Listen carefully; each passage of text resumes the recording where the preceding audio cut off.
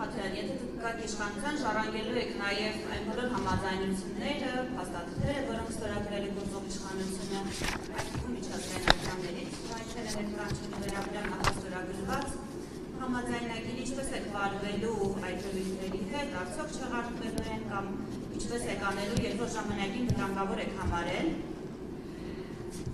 Երկրորդը սահմանազատման վերաբերյալ դուք ինքներդ Սյունիքում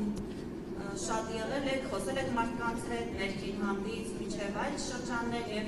տեղյակ եք երկխնդիրներին այս հարցում ինչ ճկունություն եք ցուցաբերելու, որովհետև հակառակ կողմը անզիջում է և քաղաքական որ ուժերի հետ եք համարում համագործակցությունը հնարավոր։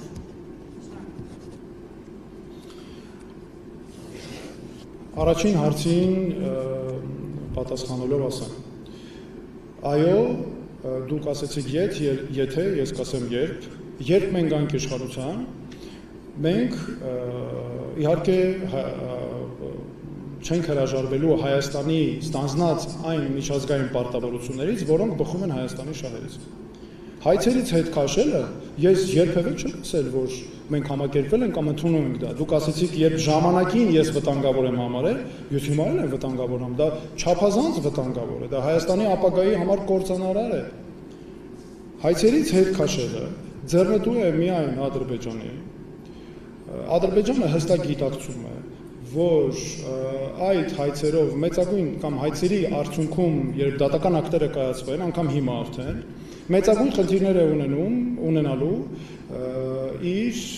Հայաստանի զավթողական ծրագրերն առաջ տանելու հարցում։ Հետևաբար սրանք մեզ համար կենսական նշանակության հարցեր են մեր շահերը պաշտպանելու տեսանկյունից, եւ սա մենք ուղղակի բացառում ենք, սա սկզբունքային հարցերից է մեզ համար։ Եվ գիտեք ինչ կա, ի վերջո այս հայցերը ինչ են ներկայացվել։ Ներկայացվել են Հայաստանի քաղաքացիների, արցախցիների առասարակ մեր իրավունքների պաշտպանության համար, չէ՞։ Հիմա տեսեք, ես չեմ պատկերացնում ինչպես է, օրինակ Հայաստանի իշխանությունը, կառավարության ղեկավարը Նիկոլ Փաշինյանը խոսում Արցախից հայցերի ներողություն, միջազգային ատյաններում հայցերի հետ քաշելու մասին, երբ հստակ իմանալով, որ դրանք կոնկրետ մարդկանց իրավունքների պաշտպանության համար են։ Ասենք ինչպես է ինքը գնալու նայի այն մեր քաղաքացիների աչքերի մեջ, ովքեր ունեն ազգականներ, որոնք զոհվել են, օրինակ Ջերմուկի հարձակումների ժամանակ 2000 Ջերմուկի վրա ադրբեջանական հարձակումների ժամանակ 2022 թվականի սեպտեմբերին։ Մեր կին հայրենակիցները ամենադաժան ձևով խոշտանգվել էին։ Դուք հիշում եք երկու թևերը կտրելով, երկու ոտքերը կտրելով, աչքերն էին հանել, քար էին դրել աչքերից մեկի մեջ, մեր մարմինը մերկացրել էին եւ գրել էին Յաշմա բառը ու այդ տեսանյութը հատուկ տարածել էին, որ վաղ սփռեն մեր հասարակությունը։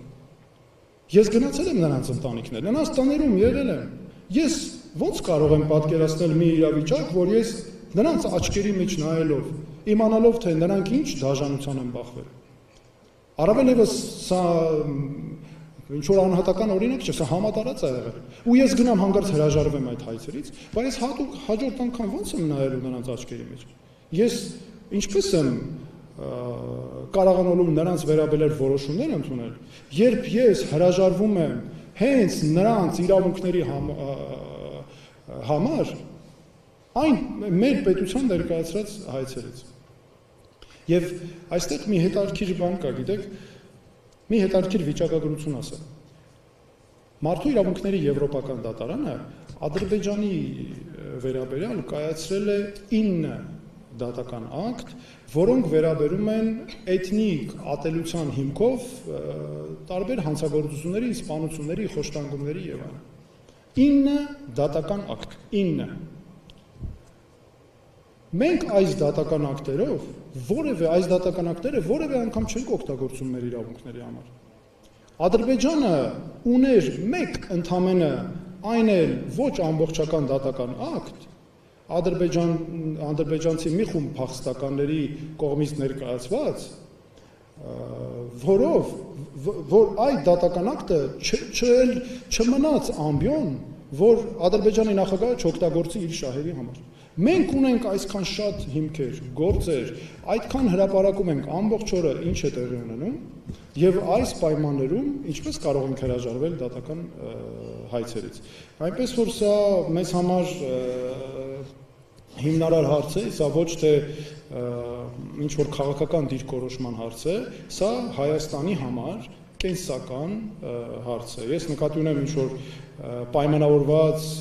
քաղաքական մոդայով գործընթացներով ոչ, սա Հայաստանի կենսական քաղաքական կենսական հարց է, որը այո մեր հստակ դիրքորոշումն է։ Սահմանազատման հետ կապված։ Այստեղ սահմանների հետ կապված ամբողջ գործընթացը տեղի ունեցել Հայաստանի քաղաքացիների իրավունքների կոպիտ խախտումներով։ Սա ես ուզում եմ նույնպես նշել։ Ես դրա մասին բազմիցս գիտեք, որ դա արձանագրել եմ, որովհետև ես Հայաստանի մարդու իրավունքների պաշտպանն եի եւ իմ պաշտոնական լիազորությունների ժամկետն ավարտելուց հետո շարունակել եմ իմ աշխատանքը եւ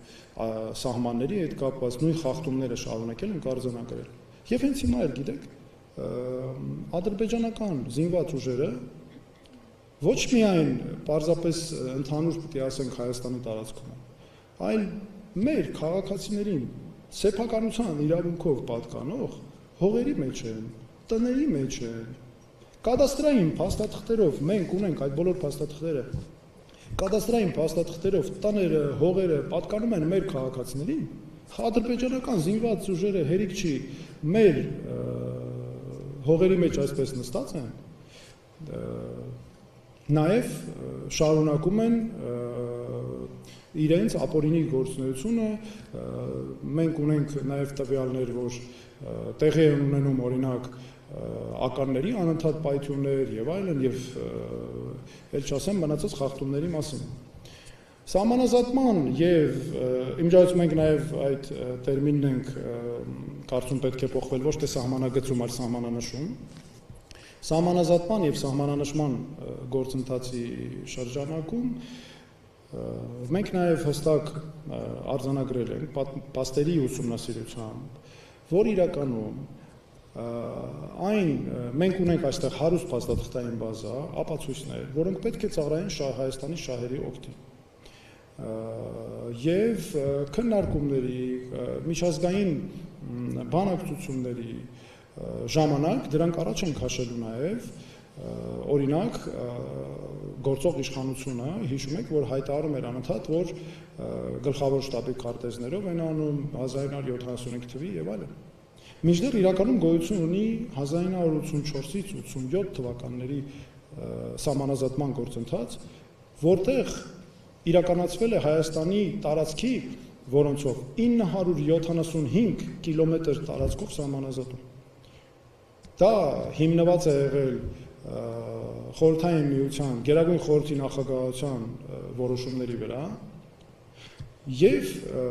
դրա հիման վրա իրականացվել է 1984-ից 87 թվականներին տեղի ունեցել եւ ավարտվել է սահմանազատումը։